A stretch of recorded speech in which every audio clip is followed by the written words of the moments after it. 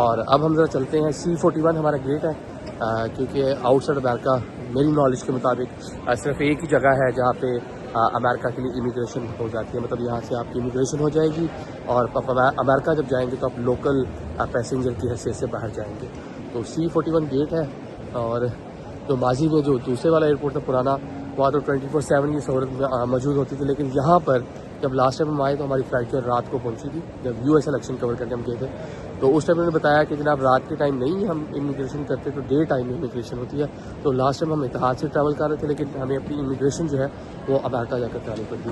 अब गेट की जानिब बढ़ते हैं। 2.5 घंटे बाकी हैं, 2 घंटे पहले मुझे पहुँचना है।